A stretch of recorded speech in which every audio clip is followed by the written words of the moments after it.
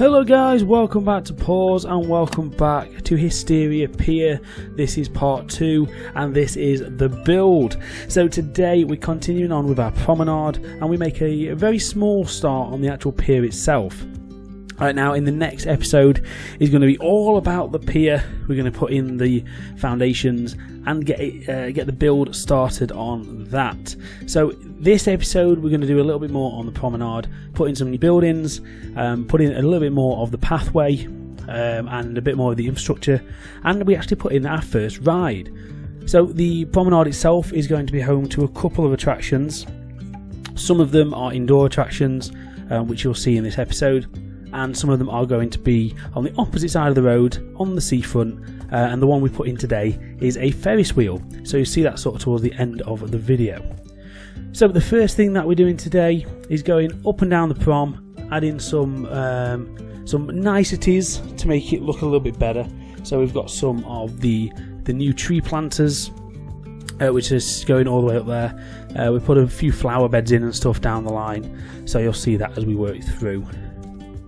What I'm doing just here is adding a little bit of realism. So up and down these kind of proms, again taking Blackpool as my inspiration, you get some random attractions in between the tacky shops and the arcades. As an example, in Blackpool you've got the Blackpool Tower, Sea Life Centre, you've got a Dungeons, you've got some mini golf, you've got Madame Tussauds. So just as an example of some of the things that are just randomly spaced out on the seafront and on the promenade. So I'm adapting that idea to this promenade. So the first one we put in just there, just here I should say, is the Museum of Wonder. So this is your kind of Ripley's Believe It or Not kind of walk through attraction, where it's just got some wonders from around the globe inside. That was the main thing I thought about when I saw this style building, so that's what we've gone for. So imagine this is a prime example of what I was talking about in the last episode, where you've got a grand building that was probably a real museum or a theatre or something back in the day, that over the years has been adapted, and all this new tacky signage has been added on top. And that's generally what I want to do with this build, like I mentioned with the pier. So this is a prime example of what I'm doing with that. So you've got tacky signage on quite a classical building, and that's generally how these things in real life work. That's how it happens. So here we're just adding a few lights and things just to a couple of the buildings, and we do a complete lighting pass in a second as well, using some of these brand new lampposts, which I think work really well with this kind of promenade look and sort of seafront angle. These two that I'm using are both brand new from the vintage pack. I'm using the slightly smaller one for the pedestrian crossings, as they kind of look very similar to like a zebra crossing light in the UK. Similar but not the same, but it fits, so I'm using that there. Some general lighting on a few of the buildings, try and give them all their own identity, different colours and that sort of thing. Filling all the empty spaces with foliage, using some of the new flower pieces just to generally make the area look quite nice. Certain areas look nicer than others, and that's how these would be, because each front of these shops and these flower beds would be maintained by whoever owns each building. So this one here, for example, at first I was going to turn this just into a shop, but then I've actually decided, not this building, the one on the left, sorry, we're just using the one with the flower beds, and that turns into an arcade eventually. The one with the fire truck towards the end of the video does actually become a attraction, as it wouldn't make sense to have a fire station on the promenade, so I turned that into a fire related tourist attraction, so that will come a bit later on. So like I say, continuing on with more of the trees and foliage. I know I mentioned before about it being quite a British build, and you might be seeing a lot of palm trees and getting confused. It's just the style of this area. I mean, they probably have been shipped in at some point, but you do get it in certain places in the UK. Where I work, we do have quite a lot of indoor and outdoor palm trees that have been planted, and they live quite well, so it's not uncommon to see palm trees in the UK. in sort of tourist destinations, and this one's a bit more of an upmarket seafront than your Blackpool and your Skegness. So I'm going for a little bit more of a grander approach. If anything, it probably looks a lot more like an American kind of beachfront, but it is set in the UK to just fit with my my mindset. So I'm just adding a couple of little pathways. This building and these selection buildings here will probably become hotels eventually. I think this whole left hand side, where I haven't really done much to yet, I think will become hotels, guest houses and that sort of thing. Just again, it's quite realistic on these kind of beachfronts, so that's something we'll probably do at some point down the line. I'm not going to spend a whole episode on it, because generally at the end of this video we are pretty much there with the prom. There's a few little finishing touches to do on the beach side of things, but that's something we'll keep coming back to during the build. But I'm pretty happy with how it's come together. It's a good sort of 5 hours work so far put into this project before we even start building anything to do with the pier. But I'm really enjoying it so far. I'll be honest, when I first sat down to think of what I'm going to do with the vintage pack, I wasn't actually very excited about it, and I know that sounds really bad, but at first I just sort of couldn't think of anything I wanted to do. So I think up until actually starting building this and realising I can do the whole promenade and make it like a seaside town, that's when I started to get quite excited by the prospect of it. Because now I can start creatively coming up with different attractions on the seafront, just little touches that you don't see really anywhere else, but you might see it at seafront. And an example of that is these little crossing spaces here. You might think, what's going on here? This is something I've actually seen at a British seafront. They've actually certain points across the prom, because it's mainly pedestrians that walk up and down it. The pedestrians get the right of way across the road, and a lot of the crossing points are kind of very hard to distinguish between the road and the public footpaths. You might think that sounds really unsafe. It is. I'll be honest, it is. But it does exist in a couple of UK seafronts. So that's just something I've tried to kind of adapt here with my own sort of style. So that's why there's little pathways over the crossings. This little section that I'm doing is just the start of the other side of the road. So we've already got the car park at the top end, and we do quite a bit in this episode filling out the sort of beach side of things, which I've sort of brought closer to the prom. The first thing we've done here is just a little picnic area. I wanted to just give something across there to give certain things space apart, so there's at least stuff to do all the way up on both sides of the road. Here we're doing a little bit of terrain work, a little bit with the beach, try and make it look a little bit better, and you'll be happy to know I start working on the pier right here now. All I do in this episode is just get the basic outline there using the path, just to get it flat going across. It's not as high above the water as I would have liked in hindsight, so I may go back and lower the water level slightly just to give it a little bit of a higher look. I'll wait and see when I've got the supports in first, and when the buildings are on there. It will seem higher, but just from first glance I might make the water a little bit lower. So that's the general layout of the pier so far. Obviously it can be made as big or small as I want it to be. And that is something which we'll probably expand as we get into the build, because at the moment I don't really know how big it's going to be. You get various sizes of pier around the world, so I don't want to be limited by whatever I do in this episode, so that can be expanded. Right, what we're doing here is I'm putting in the next couple of things on the beach side of the prom. This is just a very standard little gift shop and arcade that is basically just next to the car park.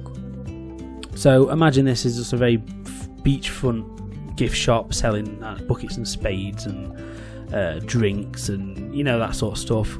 Really tacky stuff like the little windmills you get in the UK that you stick in the sand for no reason. All that kind of stuff that you use on the beach. Really tacky, like it would be, and that's why generally the building is a bit naff. It doesn't need to be anything more than that. It's just there to sell stuff. It fits its purpose.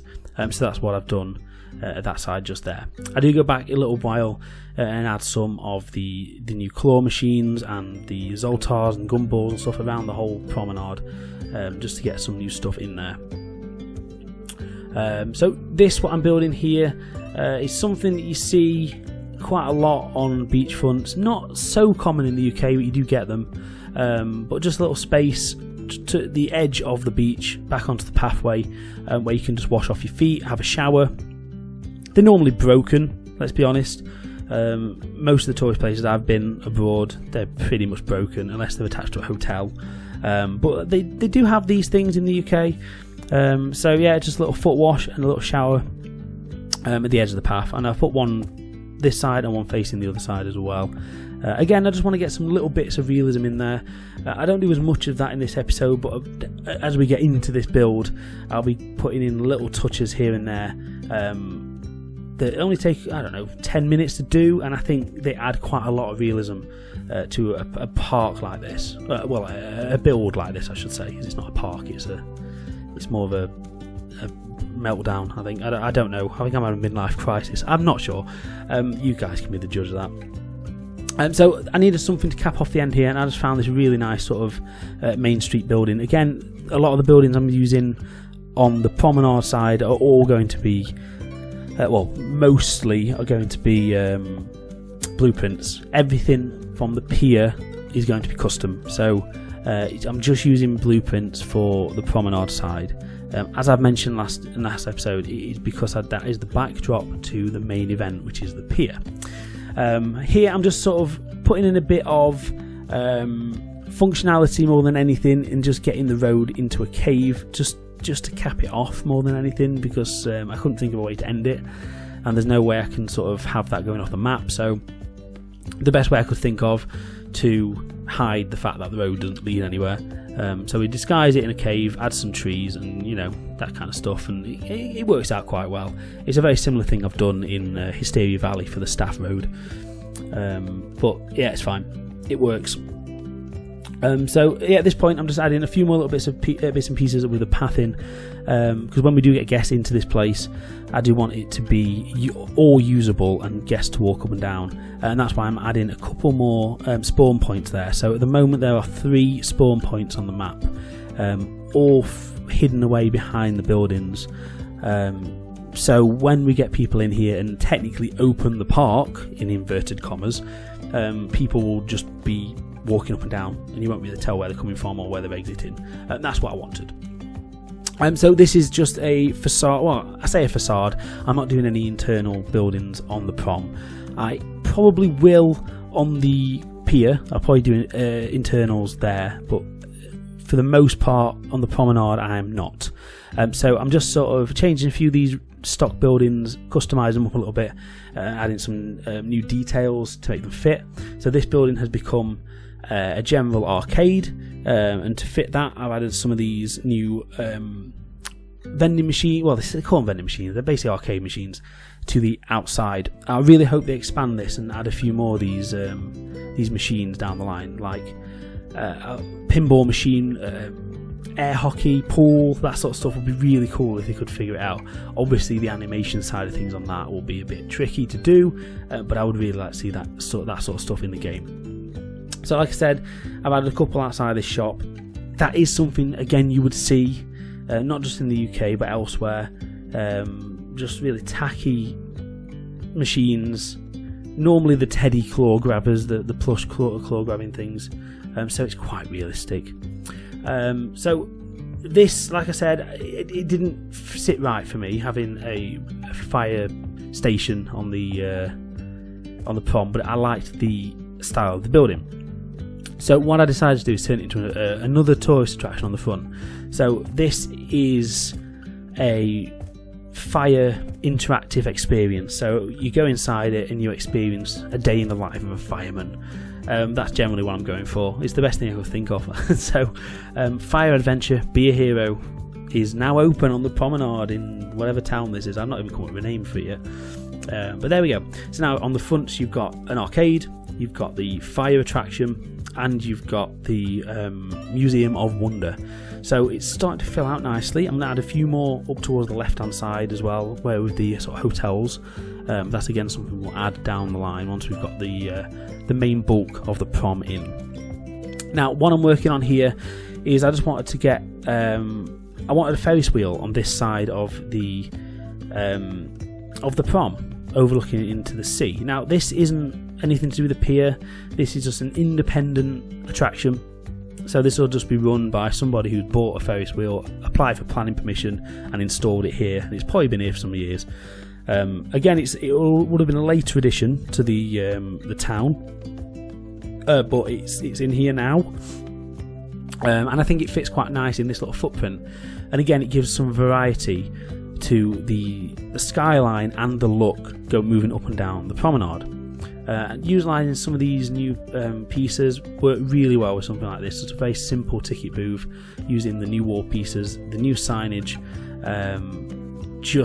It fits so well. It really does just fit so well. Very, very simple. But again, this is what it would be. Very tacky, simple, and it fits perfectly. So the Grand Wheel is what we've called it. And it's just, like I say, it's your standard Ferris wheel. A little bit of planting around it to make it look a little bit nicer. Again, these kind of planting areas will be maintained by whoever owns this Ferris wheel. So it's all very serviceable stuff, but all fitting in with what the town sort of goes for. So they probably have a theme for the town, but each area has to put in their own plants and maintain them up. I don't know how city building works. I'm not a mayor of a city, but that's just how my mind works.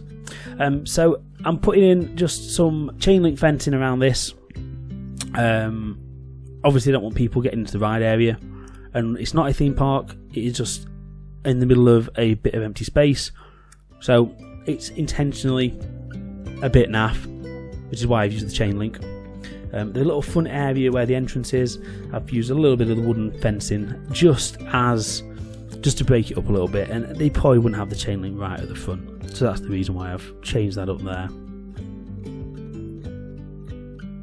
So that's about it for today's episode, guys. I hope you've enjoyed this. If you have, please drop us a like down below. Don't forget to subscribe to the channel, and don't miss the experience video that will be out straight after this video, where we'll have a closer real-time look at everything we've built today. So thank you guys ever so much for watching, and I'll see you in the next episode of Hysteria Pier. Cheers guys, bye.